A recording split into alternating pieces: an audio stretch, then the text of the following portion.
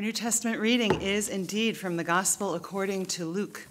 We find Jesus on this day on a path that he has been heading since chapter 9. It is the road to Jerusalem, where Jesus knows he will be crucified. Beginning at Luke chapter 13, verse 31. At that very hour, some Pharisees came and said to him, "Get away from here, for Herod wants to kill you." He said to them, "Go and tell that fox for me. Listen, I am casting out demons and performing cures today and tomorrow, and on the third day I finish my work. Yet today, tomorrow, and the next day I must be on my way, because it is impossible for a prophet to be killed outside of Jerusalem. Jerusalem, Jerusalem, city that kills the prophets and stones those who are sent to it. How often have I desired to gather your children together as a hen gathers her brood under her wings, and you were not willing. See, your house is left to you, and I tell you, you will not see me until the time comes when you say, 'Blessed is the one who comes in the name of the Lord.'" Holy wisdom, holy word. Thanks be to God.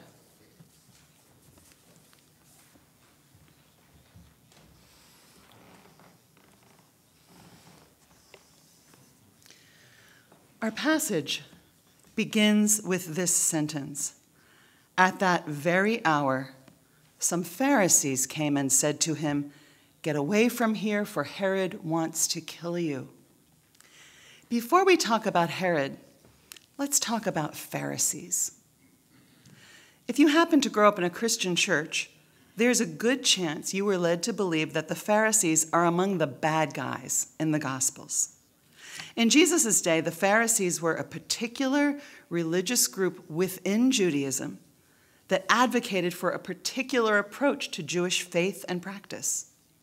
Now, there's a story about Rabbi Hillel, a very famous leader of the Pharisees, whose teachings would have been known and heard by Jesus and other Jews of his era.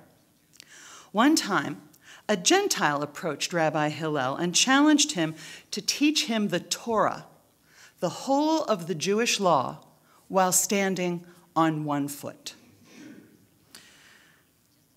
This wasn't the first time this guy had made this request. The last rabbi threw him out of his house. But Rabbi Hillel accepted the challenge. Standing on one foot, he said, "What is hateful to you, do not do to your neighbor." That is the whole Torah. The rest is explanation. Now, go and study. This story has been used to summarize the approach of Pharisees in a nutshell. For myself, as a young teenager, I danced around my bedroom singing, "Alas, alas, for you, O lawyers and Pharisees." Does anybody know that song? Oh my gosh, only one of you know that song? So you've never seen Godspell. So we must have a screening of Godspell, because it's very important that everyone see it at least once in their life. Anyway, I thought Pharisees were the bad guys, and it's true that the Gospels often present Jesus in conflict with the Pharisees. But interestingly enough, that probably signals that Jesus is a part of the group, because debate between people with differing viewpoints was seen as the greatest way to get to the truth together. And here in our passage, some Pharisees warn Jesus that he's in danger. They want him to flee to safety. Whatever Jesus' differences with them, they're not his enemies. Now, let's talk about Herod, since that is the name of the danger the Pharisees are talking about. The latest in a family of pretty despicable kings, there's not a lot to redeem Herod's character, either in the Gospels or the historic record. For one thing, he's a collaborator with the Romans, a puppet king, which means he's enriching himself off the backs of his people, whom he's supposed to care for. For another thing, he's already shown his hand against the prophets of God. Earlier in this chapter, you can find Herod musing, is this Jesus actually John the Baptist, brought back from the dead? Because I beheaded John. Jesus responds to the Pharisees' warning by sending a little message to Herod. Go and tell that fox for me, listen, I am casting out demons and performing cures today and tomorrow, and on the third day I finish my work. Yet today, tomorrow, and the next day I must be on my way, because it is impossible for a prophet to be killed outside of Jerusalem. Interesting choice of word for Herod, fox. Herod's actual title is tetrarch. He's kind of a co-king with some of his siblings over different regions. Herod is tetrarch of Judea. Judea, or Judah, is the region in which we find Jerusalem. In Jewish writings, Judah is symbolized by a lion. Like many cultures, Judaism considers the lion to be the king of beasts, and therefore a symbol of royal power and prestige. On the other hand, as commentator Lindsay Paris Lopez said, fox is not a term of endearment. It's not even a sarcastic utterance, as in, he thinks he's so clever. No, fox is a term of contempt. Foxes are scavengers. They sneak, steal, they cower in the face of a greater power. The fox is not a lion. The fox was often mistaken for a lion, but it wasn't king of anything. The fox was an imposter, a poser, a lion wannabe. Jesus calling Herod fox speaks volumes. Herod preys on his own people, crushes them, keeps them poor and struggling by exacting taxes that break them. In turn, he gets to be tetrarch, live in a palace, and occasionally use what power he has to annihilate someone who threatens him, like a prophet, like John, maybe like Jesus. Jesus doesn't seem scared. In fact, Jesus speaks and acts with determination. You might even say determined passion. Jesus says it's impossible for a prophet to be killed outside of Jerusalem, and that's why he must get going. For fully half of this week, I was confused. I assumed that Jesus was going to be on his way to get out of Jerusalem, to get away from the threat of being killed, to be safe and continue his ministry for a little while. I had it exactly backwards. Jesus has to get going while at the same time continuing his work of healing and bringing hope so that he can go to Jerusalem, because he has an appointment there with something that is orders of magnitude greater than Herod the fox. And then we hear Jesus do something unexpected. He laments, Jerusalem, Jerusalem, the city that kills its prophets and stones those who are sent to it. How often have I desired to gather your children together as a hen gathers her brood under her wings, and you were not willing. Jerusalem is the holy city for God's covenant people, going back at least 1,000 years before Jesus. The temple was there, the holiest place in Judaism, for at least another 40 years after Jesus' words were spoken. Jesus uses a mother hen to describe the way in which he longs to care for Jerusalem and its people. He wants to gather them under his wings, to protect them. The Reverend Dr. Will Gaffney, who I did my continuing ed with this winter, shared these words from her own sermon for today with a group of preachers online.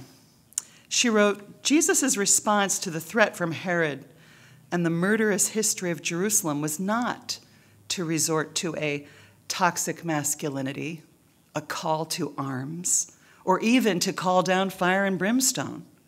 Instead, he portrayed himself as the most ridiculous of animals, the very image of protective motherly devotion, almost mindlessly so.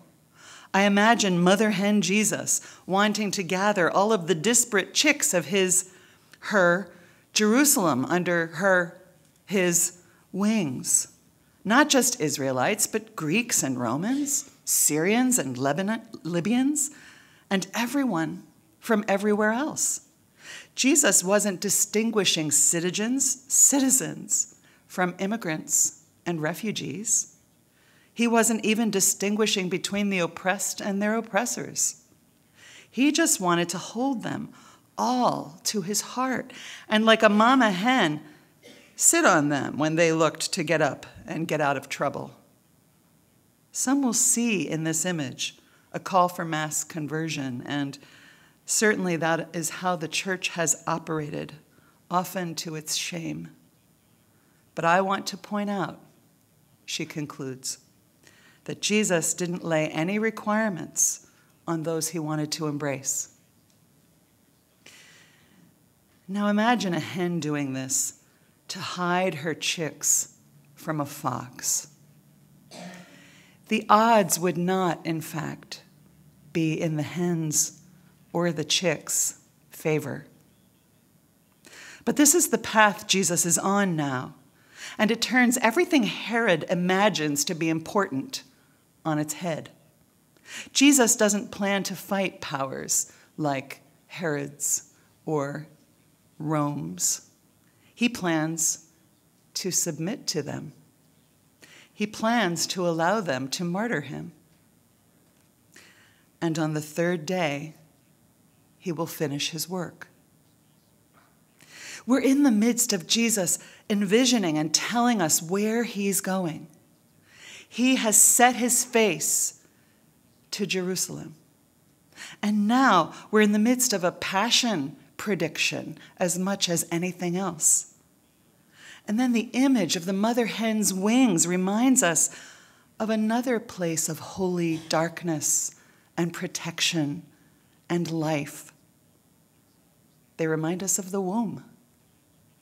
Paris Lopez writes, in the shelter of his wings, Jesus wants to introduce us to a whole new life where we can live without fear of enemies because we have no enemies. He wants to nurture and tend to us in a loving embrace in which we feel warmth and assurance. He wants to soothe our fears and incubate a new humanity within us. Jesus will finish his work on the third day, all right? In the holy darkness of the tomb, God will gestate the resurrection of the one who, Paul reminds us, will transform our bodies into the body of his glory. And on the third day, the day of resurrection, the structures that hold up the empire will begin to crumble because the power wielded by an insecure, maybe even pathetic someone like Herod or even Caesar will pale in comparison with the one who holds the power over sin and death. But Jesus is not there yet, at least not in our telling of this story. He is still very much in the midst of it, and his passion is part of who he is in his desire to hold the whole world within the protective embrace of his wings. It is also ahead of him, something to which he walks, eyes open, heart aflame. We are also those chicks. We are also the small and vulnerable ones whom Jesus wants to protect, the ones he will lay down his life for. and for whom he will rise again, breathing forgiveness. But we are not the only ones. To try to close off and limit and contain who's within Jesus' saving embrace is to shout into the holy and unstoppable wind that is the Holy Spirit. The Spirit is the one who set Jesus on this path to begin with. She's the one who appeared at his baptism, who led him into the wilderness, and who brought him back again, ready to bring the good news, healing to the hurting, bread to the hungry, and the Jubilee year all at once. It is the Spirit who leads him along this path to Jerusalem, and we will be his witnesses, and we will be here to sing together, "Blessed is the one who comes in the name of the Lord." Thanks be to God. Amen.